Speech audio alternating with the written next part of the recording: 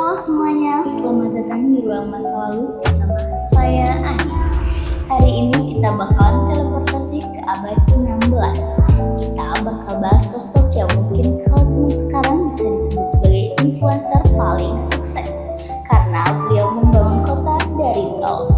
Siapa lagi kalau bukan Sunan Kudus. Hari ini saya ditemani dua teman saya, yaitu Ipin dan juga Ririn. Halo teman-teman, bagaimana kabarnya? Halo Anin, Alhamdulillah kabar saya sangat baik. Senang sekali bisa membahas Sunan Kudus dari sisi bangunan dan sisi tata kotanya. Alhamdulillah kabar saya baik sekali. Di sini saya akan membedah gimana cara beliau buat masyarakat tanpa mereka merasa digurui. Oke, pertama-tama nama asli beliau kan Ja'far Shadiq ya guys. Tapi kenapa kotanya disebut kota Kudus? Kayaknya cuma satu-satunya kota di Jawa yang punya nuansa Arab itu ya Rin? Betul banget Nin, ini tuh menarik banget nih buat dibahas. Jadi Sunan Kudus itu sangat terinspirasi dengan kota Yerusalem atau Al-Quds. Beliau membawa batu dari sana sebagai batu pertama pembangunan masjid. Nama Kudus sendiri diambil dari kata Al-Quds yang berarti suci. Jadi beliau ingin membangun kota peradaban Islam yang suci dan tetap membumi. Dan uniknya, beliau tuh memindahkan pusat kesucian itu tanpa menghilangkan budaya lokalnya. Beliau tuh sadar kalau untuk mengubah mental masyarakat, beliau butuh simbol dan simbol itu adalah kota itu sendiri.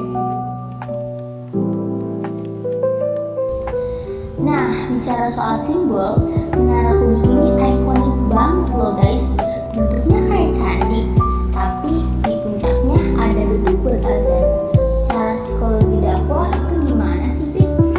Itu namanya psikologi visual. Bayangkan masyarakat saat itu masih sangat Hindu-Buddha banget. Kalau tiba-tiba beliau bangun gedung yang asing total, orang pasti takut masuk nggak sih? Secara teknis arsitekturnya juga itu sangat luar biasa loh. Penggabungan antara batu merah tanpa semen dengan gaya tumpuk itu nilai estetikanya melampaui zamannya. Beliau bukan hanya seorang ulama, melainkan sebagai kurator seni yang sangat jenius. Jadi beliau bukan cuma jago ceramah ya, tapi jago desain grafis sama arsitektur juga kalau zaman sekarang. Betul Keren banget nih. ya. Ada satu lagi nih guys yang menarik, soal karakter orang Kudus yang katanya terkenal ulet dagangnya. Ini tuh warisan Sunan Kudus juga ya, Pit? Pasti dong, beliau mengajarkan pilar bagus akhlaknya. Salah satu bentuknya adalah jujur dalam timbangan.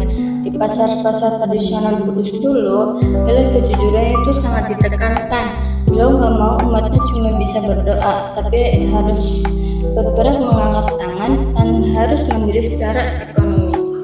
Nah, itulah kenapa Kudus menjadi kota santri dan kota industri sampai sekarang. Fondasinya sudah dibuat sejak ratusan tahun yang lalu. Wah, gak kerasa ya belajar sejarah tentang Sunan Kudus itu kayak belajar leadership plus credit branding sekaligus. Beliau membuktikan kalau perbedaan itu bukan buat dihancurkan, tapi buat dirangkul. Betul banget nih, warisannya bukan cuma gedung menara, tapi kedamaian yang kita rasakan di Kudus sampai saat ini. Oke, Sobat Ruang Masa Lalu, sebelum saya mengakhiri ini, saya mau kasih satu pertanyaan nih buat kalian. Jika Sunan Kudus hidup di era media sosial ini, kira-kira konten seperti apa yang bakal beliau buat untuk menyatukan perbedaan ini? Apakah lewat konten desain visual, atau konten kuliner, atau konten podcast seperti kita? Kasih pendapat kalian ya.